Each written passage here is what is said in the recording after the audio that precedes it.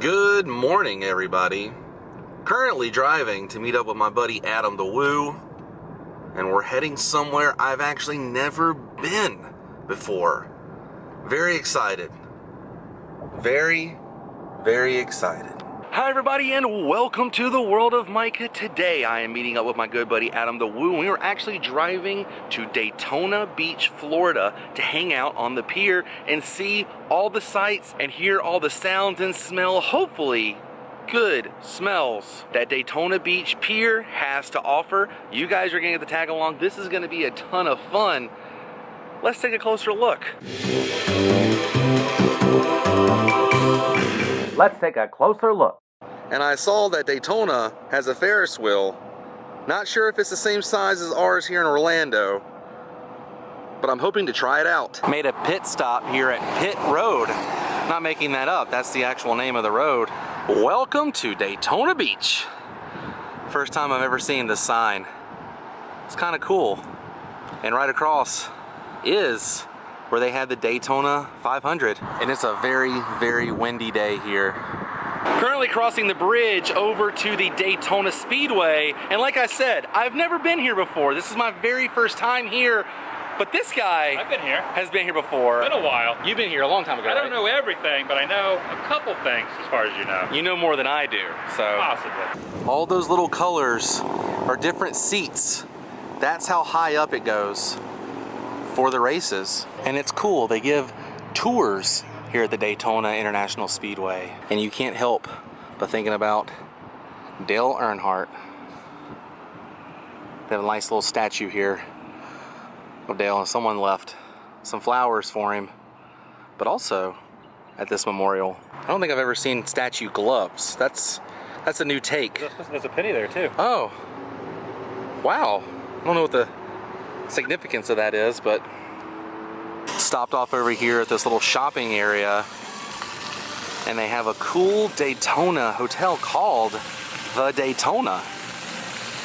So if you're coming for some racing, you could stay here at the Daytona Hotel here at the Embry-Riddle University to check out this plane they have on location. And out here next to the Student Union is that airplane, and it's like a recreation of the plane. There's one of the brothers right there. He's like steering it. Look how he has to lay. He has to lay down and steer it. Now that's something I would not want to do on a plane. The front of the plane here, these would like pull back and forth to catch the wind to make it fly, and also you had these wings here. We would have to steer it. I wonder if he really had to push his feet back on something like that so he wouldn't fly off. And then there's something also around his midsection holding him in place. Yeah, I don't know. I don't ride first class, but regular seating's just fine with me. I don't want to go to whatever section this is. Kind of cool airplane. I'm glad we stopped off and saw this.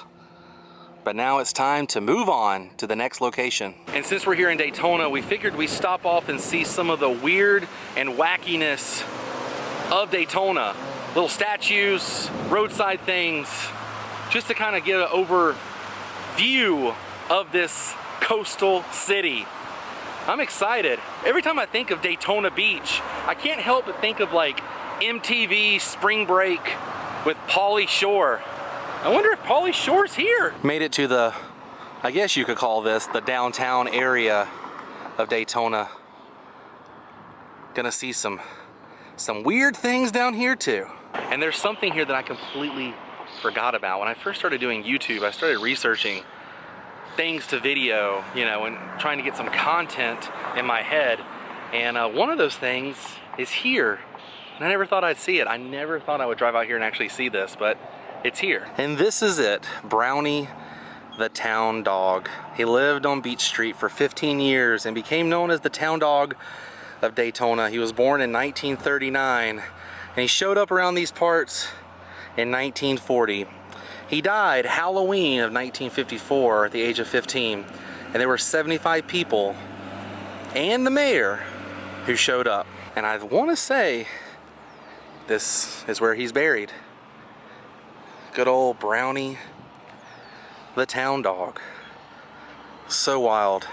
So crazy. When I first started doing YouTube, I always wanted to come out here and see Brownie the Town Dog. I love stuff like this. Stuff that you only see in each city. Like each city has their own little thing that gives it character, and Brownie gives this place a lot of character.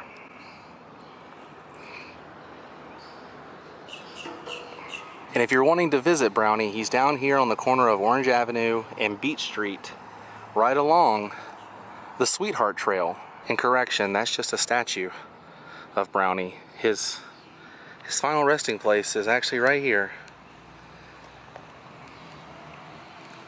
Brownie the Town Dog. A good dog.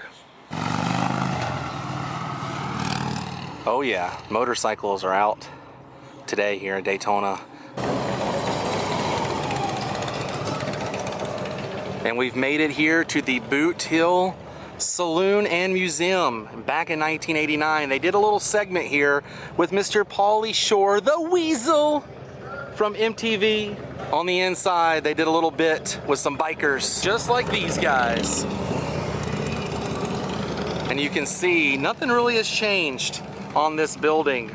To the left, you can kind of see the slingshot way in the distance, and that building right there, it says Humphreys, was a cream color. Now it has a bunch of seagulls and fish and different beach things on it, but the sign here and the rock work on the building looks exactly the same from this Pauly Shore episode. So cool. I found something that Pauly Shore did down here in Daytona. Mingling with some bikers, buddy. So Pauly, if you're watching this, I wish you were here. And somewhere in here is where they actually had Pauly and a bunch of bikers doing a little bit. It's kind of cool. All along the walls here look the exact same as they do in this shot. I asked the lady if she knew where they shot this scene with Pauly, and we couldn't find it, but it's somewhere in here. And in that bit, Pauly Shore actually kicks over some bikes, miniature bikes, and all the bikers get upset with him. And there's actually a shot right here before this stage was built. And this biker guy gets really upset with him. And this is it, because I can see on the ceiling that little electric wire housing is still there. And you see right there where it kind of makes an L on the electric box, like right here. That's to the right of this guy, right about here. And then right here was the light from the old pool table. It's where they had him standing. And you can see the window also. Buddy. Super cool finding this. I just can't believe I'm seeing it in person. Big Pauly Shore fan. Well, I think we are moving on. Stopped off at a local pizza joint for some za. Adam went with onions, just pepperoni on mine. You like? Don't get too close to me after this. Word of warning. Okay, moving on. We are now literally on the other side of the beach. The beach is right over here, and I'm located right across from the Plaza Resort and Spa, where back in February of 2000, one of my all-time favorite bands, Blink-182, did a huge performance out here on the beach. It was all over MTV, all kinds of crazy shenanigans happening, and it was a good era for Blink-182. Enema of the State had just come out and reaching the point of their career where they were on TV a whole lot. And I'm gonna try and find exactly where that concert took place. Right there is the plaza, and right behind it is where the concert took place, on the beach. So right here is where Blink was set up. Around in this area right here, you can see that light pole behind Travis's kit. Wild. Right down there, Blink-182 history. Right here was where it was. Amp was against this. This is where Tom's guitar amp was, and Travis's drum set was around in this area. You can see that light pole in the background, and there's the pool. And right here is where the interview was. They had the Blink guys standing right here. You can see that in the background, and there was a speed limit sign attached to that, a bunch of other rules. But notice the cars right here, they're parked in the same exact spot, and those palm trees are in the spot. So the camera would have been like right here, the Blink guys would have been down here, And then they did a big shot of a bunch of fans standing down in this area. Blink-182 history. Stopped off here on South Atlantic Avenue. Check out a few hotels. Traders, restaurant, and tiki lounge. I'm a sucker for anything tiki. And this is the restaurant right here. Traders, as you can see, there's some tiki guys on either side of the door there. But there's something else here we wanted to get a shot of. There's a huge tiki head on the front of this Best Western. Actually, the Best Western is called a Ku Tiki Inn. Yeah, check that out. There's the tiki head. And the building looks a little like the Polynesian-esque. Like at Walt Disney World. Little difficult to see, but it has red eyes. And one of the hotels is right here, the Grand Prix Hotel. Definitely looks like something you would see along Route 66. Now, I've never been there, but you've been on Route 66, right? This looks kind of like something you would see. It's kind of kitschy. It's kind of got the 66 vibe, for sure. Yeah. Old school Americana. Look at this. It's like an old school go-kart they just converted into a fountain. Pretty awesome.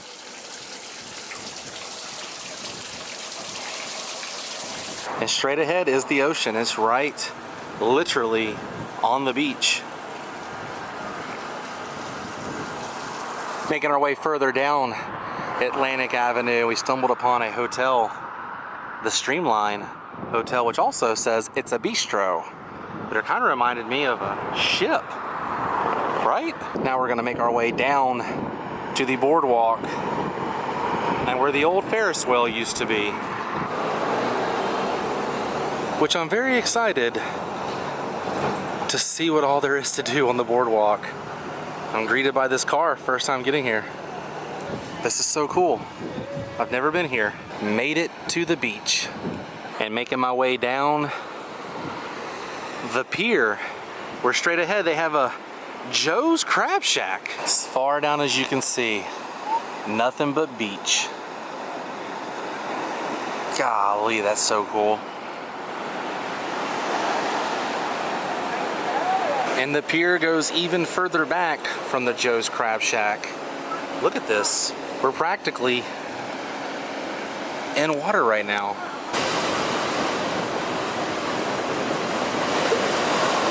Well, we made it. Mission accomplished. I can safely say that I've been to Daytona Beach. But now we're gonna wander around the boardwalk area. First stepping onto the boardwalk, I couldn't help but think about the movie Lost Boys. Be one of us, Michael. And here's Michael's on the beach. No connection, but I just thought it was funny. Man, this is so cool. Check this out. An old roller coaster, now closed, and right around in this area is where the big Ferris wheel once stood. Completely gone now, and this ticket stand is now completely abandoned as well. So you'd walk up and buy your tickets here, and right over here were some go-karts.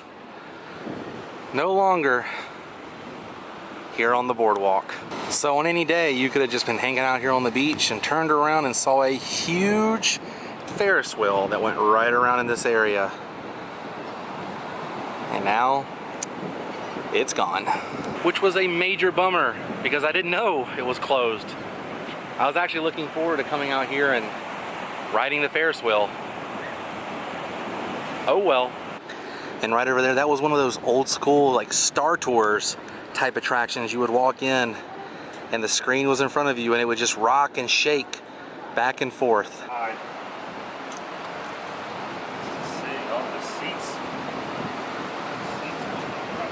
And the last stop is going to be here at the Ritchie Plaza, which is where the Bandshell Plaza is. And someone played here March 20th of 1988. It would be remiss and a fail if we did not mention that punk rock legends Bad Brains set up a stage in front of this archway that looks like a castle right here. Played a little music for a spring break crowd. Right there. And Adam found a couple of pictures from the concert. We're gonna try and show you where they had it set up. Now, first things, they actually didn't play on that stage that kind of brought it out a little further. You can see the drummer right in front of that door. The door is a different color now. I think it's a completely different door, but that's exactly where it was. But he wasn't playing on this stage. The drum riser actually came out a little further. And another photo right here, you can see some more of the guys in Bad Brains on the stage they built out. But those two little castle-like spears right there in front of the beach, still here after all those years. So back in the late 80s, you and your family could have been sitting here on the beach rocking out to Bad Brains. Imagine a sea of people out here watching Bad Brains. Oh hey, there's someone now. Rock on!